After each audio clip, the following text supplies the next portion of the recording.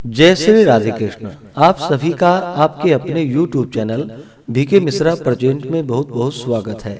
आइए आज आप सब जानेंगे वर्ष 2025 माघ मास कृष्ण पक्ष षटतिला एकादशी का व्रत कब धारण किया जा रहा है। तो जानेंगे व्रत के शुभ मुहूर्त के बारे में, पारण कब और किस चीज से किया जाएगा, इस दिन क्या करना चाहिए, भगवान को किस वस्तु का भोग लगाना चाहिए। तो आइए जानते हैं इन सबों के बारे में। आप सभी भक्तों को षटतिला एकादशी व्रत की ढेर सारी शुभकामनाएं। आप सभी के जीवन में लक्ष्मी नारायण की कृपा से आप सभी को सभी प्रकार के सुख और समृद्धि की प्राप्ति हो। प्रत्येक माह के कृष्ण पक्ष और शुक्ल पक्ष की एकादशी तिथि के दिन एकादशी का व्रत धारण किया जाता है। इसे एकादशी या 11 व्रत के नाम से जाना जाता है।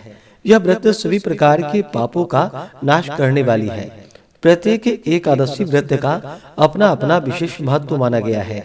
इसी प्रकार से माघ मास में पड़ने वाली कृष्ण पक्ष की षटतिला एकादशी व्रत का अपना विशेष महत्व है। जो भी भक्त सच्ची श्रद्धा के साथ, नियम और निष्ठा के साथ इस व्रत को धारण करते हैं तो इस व्रत के प्रभाव से व्यक्ति के सभी प्रकार के पाप और ताप नष्ट हो जाते हैं। स्वर्ग में आनंददायी सामानों से परिपूर्ण गृह की प्राप्ति होती है तथा दुर्भाग्यता, दीनता और दरिद्रता का नाश होता है। इस दिन विशेष प्रकार से भगवान विष्णु, माता लक्ष्मी और भगवान श्री कृष्ण के पूजन करने का विधान है। षटतिला एकादशी के व्रत में इस दिन विशेष प्रकार से तिल के 6 प्रयोग बतलाए गए हैं। तिलों के जल से स्नान करना, पिसे हुए तिलों का उपटन लगाना, तिलों का हवन करना, तिल मिला हुआ जल ग्रहण करना, तिलों का दान करना, तिल से बने हुए मोदक, बर्फी या तिल सकरी आदि का भोजन ग्रहण करना, इन सबों का विशेष महत्व माना गया है। माघ मास कृष्ण पक्ष की एकादशी तिथि प्रारंभ समय जो कि 24 जनवरी 2025 दिन शुक्रवार शाम 7:26 और एकादशी तिथि की जो समाप्ति है वह 25 जनवरी 2025 दिन शनिवार रात्रि 8:33 पे एकादशी तिथि की समाप्ति है। तो शुद्ध रूप से व्रत के लिए जो समय प्राप्त हो रहा है तो सभी भक्तजन 25 जनवरी दिन शनिवार को षटतिला एकादशी का व्रत धारण करेंगे। व्रत का पारण हरिवासर समाप्त होने के बाद करना चाहिए। हरिवासर का समय द्वादशी तिथि का पहला चौथाई हिस्सा हरिवासर का होता है। तो द्वादशी तिथि की जो समाप्ति है वह 26 जनवरी 2025 दिन रविवार रात्रि 8:56 पे द्वादशी तिथि की समाप्ति है। तो व्रत का पारण 26 जनवरी की सुबह 7:12 से सुबह 9:21 तक व्रत का पारण किया जाएगा। षटतिला एकादशी व्रत का पारण जो कि गो दुग्धेन पारणम यानी कि गाय के दूध से व्रत का पारण है, यह संभव ना हो तो आप जल, फल या तुलसी दल से व्रत का पारण करें। 25 जनवरी को ब्रह्म मुहूर्त का समय सुबह 5:26 से सुबह 6:19 तक होगा। सूर्योदय का समय सुबह 6:43, सूर्यास्त शाम 5:37। राहु काल का समय 25 जनवरी को सुबह 9:27 से सुबह 10:48 तक होगा और 26 जनवरी को शाम 4:16 से शाम 5:38 तक राहु काल का समय होगा। राहु काल समय के दौरान कोई भी शुभ कार्य या नया कार्य नहीं करना चाहिए, इस बात का ध्यान रखें। नक्षत्र एकादशी तिथि के दिन ज्येष्ठा नक्षत्र होगा। संपूर्ण दिन रात तक योग जो कि ध्रुव योग होगा। अगले दिन सुबह 4:38 तक, उसके बाद व्याघात योग होगा। एकादशी व्रत करने वाले को दशमी के दिन से ही व्रत में नियमों का पालन करना चाहिए।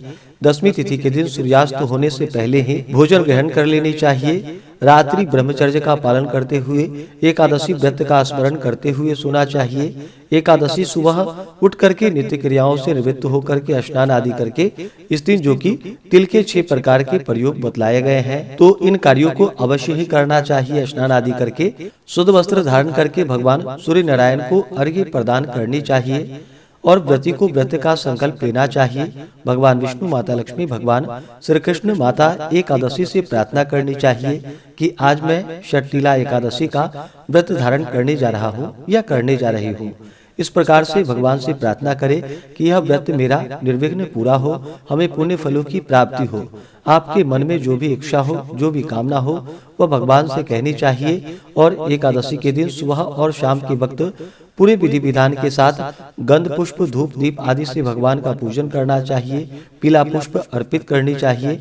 विशेष प्रकार से इस दिन तिल से बने हुए वस्तु का भोग भगवान को लगाना चाहिए और उसे प्रसाद के रूप में ग्रहण भी करनी चाहिए।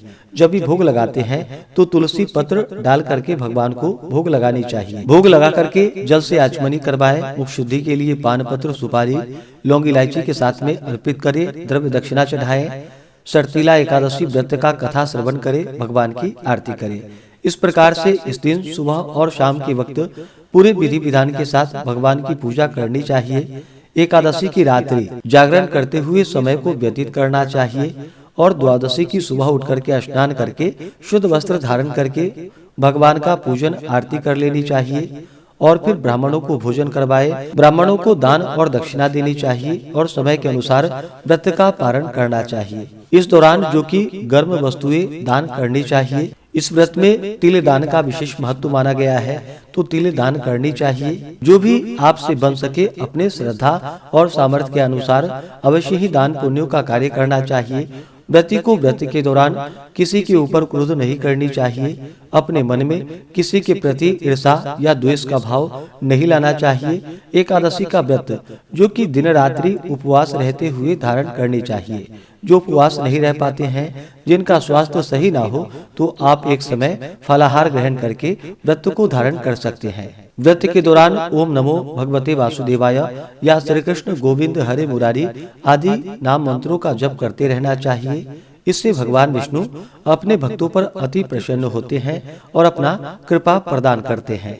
तो आशा करता हूँ कि यह जानकारी आपको अच्छा लगा हो। इसी प्रकार से ज्ञानवर्धक जानकारियाँ प्राप्त करते रहने के लिए, व्रत पूजा के बारे में जानने के लिए, कथा को सुनने के लिए चैनल पे अगर आप पहली बार आए हैं तो चैनल को लाल बटन दबा करके सब्सक्राइब करें। साथ में बेल आइकन घंटी को दबाएं ताकि आने वाली वीडियो का नोटिफिकेशन आपको समय से मिलता रहे।